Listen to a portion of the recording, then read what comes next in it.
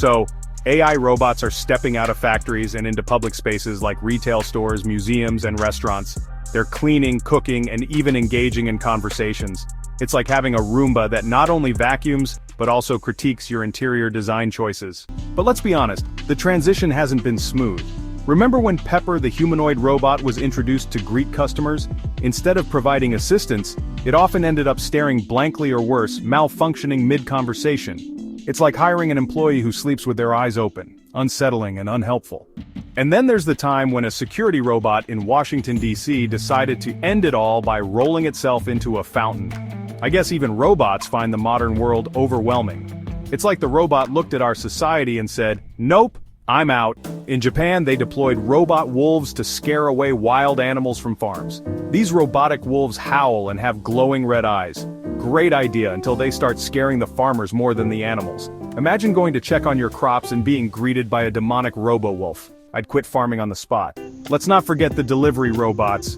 Starship Technologies rolled out cute little delivery bots on college campuses.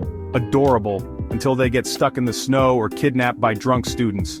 Nothing says party like waking up to find you've adopted a delivery robot. The hospitality industry is also getting a robotic makeover. Hotels in Japan have employed robot concierges. Great, until the robot misunderstands your request for extra towels and sends a forklift to your room. I appreciate the enthusiasm, but where am I supposed to sleep? Even the culinary world isn't safe. Robot chefs are flipping burgers and making pizzas. But can a robot understand the emotional support that comes from a perfectly cooked meal? I doubt it. Plus, if a robot messes up your order, who do you yell at? The programmer?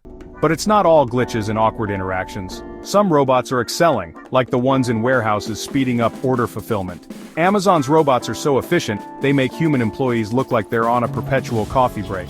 Though, considering the bathroom break policies, maybe the robots are the lucky ones. While AI robots are making their way into our daily lives, the journey is filled with both triumphs and, let's face it, hilarious failures. So the next time you encounter a robot in public, be kind. It's probably just trying to figure out how to open a door without existentially questioning its purpose. Remember, tip your human waitstaff. They need it more than the robots. I'm out, folks. See you in the next one.